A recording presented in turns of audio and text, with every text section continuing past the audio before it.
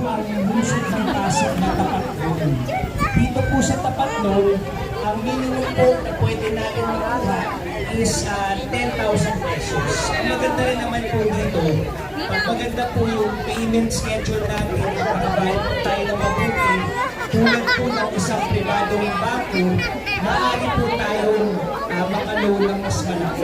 In fact, ang pinakamalaking pwede maluwa sa individual dito is 50,000 pesos po. So, patunay naman po ito. Actually, ang natutunan ko po kay Mayor Vico, kay Vice Mayor, kay Congressman Romulo, hindi po tayo mangangako. Basta makita po natin ang isang programa ay reasonable at kaya naman ang kapasidad po natin. Gagawin na lang po natin. Pahuli po, siguro isa sa mga pinaka-importanting batas po na dumaan po sa Elected Council. Alam mo sa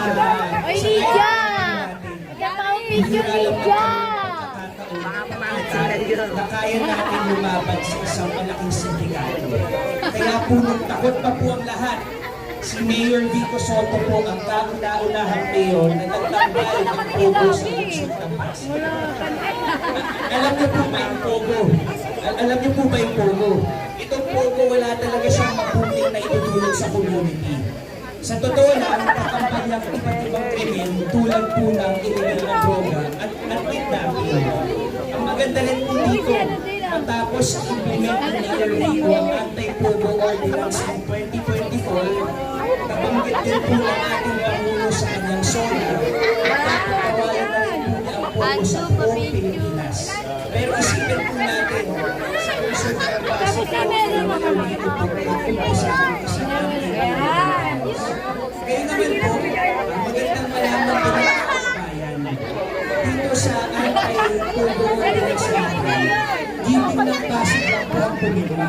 Ayan si Coach Eric, si Coach Kiko, si Coach Pao, si Coach Volta. I'm sure si Coach Paul, pinalan siya sa isang ayaw po sa Pilipinas. Ano po ang ibig sabihin ng pagpirma ng ating ng Pasig sa isang Anti-Pogo Ordinance? Kami po sa Kitik ang Pasig, hindi po namin makakapalit sa pera ang biglagan namin. Pero higit sa lahat po, hindi po namin makakapalit sa pera ang pinabukasan ng Pasig. Magandang hapon po sa inyo lahat. And welcome po natin si Mayor Vico Soto. Ganon dati yung tanong. Ay, ganon na. Ang 15 sa Balota, Consi, Simon, Romulo, Ganyan, ganyan. Dalawa. Yan. Ayun, laban ako kakiliway. Mayor Vico Soto!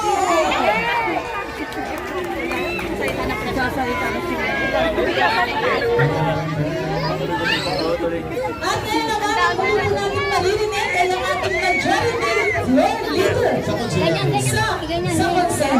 Consihan Roca de la Santos. Magandang hapon po sa mga tingabangan ko. Baka naman tinitignan ko doon. Parang kamukha ko yung dito. Medyo maputi lang. Kaya magandang hapon po sa inyo lahat. Kamusta po sa barangay Bambang? Ako medyo mainit ang panahon. Sino ba ang nauuhaw dito? Amin, binubunin ko sa inyo. Kung dalawa yung alam niyo po, sigurado ako na mananalo ang Kitik ng Pasig dito sa Bambang. Alam niyo kung bakit? Dahil alam ng mga tiga-Bambang na nandito sa Pasig ang pinakamagaling at pinakatapat na mayor sa buong Pilipinas. Sino yan? Si Mayor Vico Soto. At sigurado ko alam din ng mga tiga-Bambang na nakaka-proud na nandito po sa Pasig ang isa sa pinakamagaling na congressman sa buong Pilipinas, Congressman Romando Romulo. At syempre, alam ng mga tiga-Bambang na nandito rin po sa Pasig ang magaling na Vice Mayor, kaya yung lahat ang babanggitin namin at nabanggit ng mga ordinasyon na ibasa dahil may magaling tayong Vice Mayor. Vice Mayor Dodot Ramos. Maraming salamat. Dahil ilang beses ako natalo sa Bambang. Dito pa po ako mag-awal. Pero yung pala may ibang plano ng pagkikin. 2022, finally, ko. Pero gusto kong balikan na, gusto ko lang mabalikan na mabilis na ito. 25 years ago. Ano ba yung pinigayot ko yan? Pero ayun ba yung pinigayot ko dito? 25 years ago, tumakbo si Consuelo Volta bilang magawad. At alam niyo ba, naalala niyo kami natatakot ako noon? Freedom of information sa barangay. Walang nagkakala kay Volta. Sabi nila, ano ba yung sinasabi ng Volta? Freedom of information. Kasi sa rin tayo, ang pinapangako ng mga tao, magpapatayo ng ganito, magpapaliga pag yun sa barangay. Pero alam niyo po, ilang years after that, may nanalong konsihal Vigo at ipinasa niya ang ordinansa ng Freedom of Information. Kaya nakilala ang Pasig sa buong Pilipinas. Palapakan natin ang mayor. Pero pag pinabalikan ko, sayang, sana pala, una pala ang bombang, una pagka mga tayo po ito magbigay. Pero alam niyo po, babalikan ko, no? Fast forward po.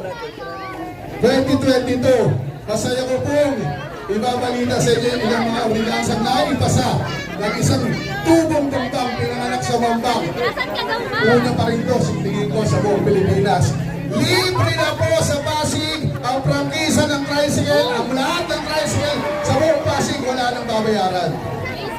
At alam niyo po, magiging proud din sana tayo mga tiga-Pambang.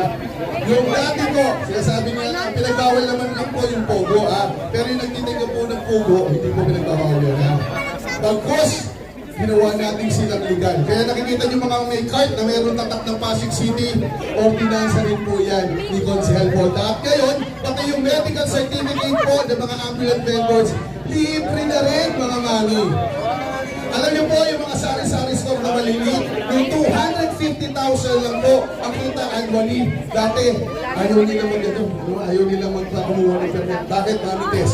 Mahal.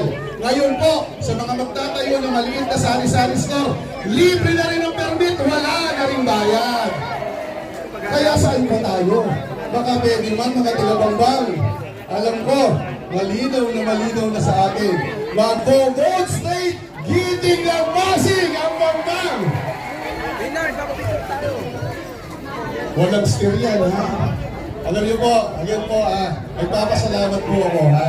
Dahil masaya po ako, bukod po, sa naging konsel po ako na po ngayon, ang majority floor leader ng gusto ko pasalamatan ng aking mga kasama, pati na si Vice Mayor at si Mayor, na pinagkatiwalaan po ako na maging majority floor leader. Para pong kuya yan ng konseho. Pero ang totoo po, ang pinakamatanda sa amin, hindi naman po ako, si Consihal Eric po, ang pinakamatanda. Kaya hindi.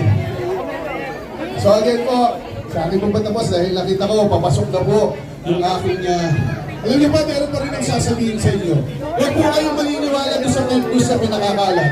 Alam yung pinakakalat ng mga kung sino-sino, sabi, kamukha ko lang si Vico Soto. Huwag naman kayong maniwala doon. Kawawa naman, hindi naman mga pogi. Tsaka pag tumadating si Mayor, nagtitilian kayo. Pag tumadating naman, nagtitilian kayo sa takot. Kaya yung mga tarpaulin na nandiyan dyan, huwag yung pong tatanggalin. Bilang chairman po ng Peace and Order, kumakahul po yung paggabi. At sigurado pag may masamang tao, kakahulan ng tarpaulin ko. Kaya huwag yung pong tatanggalin. At pagkatapos ng eleksyon, tanggalin nyo na po. Itapat nyo po sa mga butas ng inyong mga lungga. Sigurado, ligtas na kayo sa mga daga sa inyong mga bahay. Again po, yung fake news po, huwag nyo po paniniwalaan dahil ang totoo po, ang kamukha ko po ay si Congressman Roman Romulo. Sabi talaga ni Simon, oh my God, tito ko yun, ibig sabihin kumukha ko rin si Volta. Pero again po, maganda nga po sa inyo lahat. Again sa Barangay Pambang, maraming salamat. Tuloy-tuloy tayo sa pagbabago. Vote State, giving ng Pasig. Magandang hapon po. Maraming salamat at proud kami sa iyong mga taga-Pambang. Number 4 sa balota, muli ka namin iboboto, Consihal Volta de los Santos. Ayan, muli po, i-welcome natin ang ating Mayor, Vico Soto!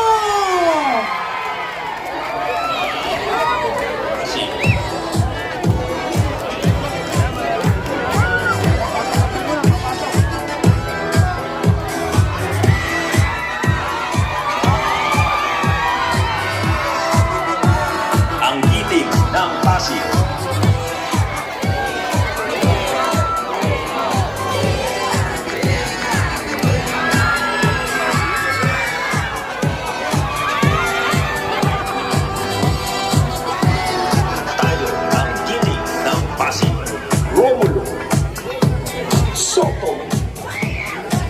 Ayan, maraming salamat po. Inaanyayahan po ang lahat na maupo.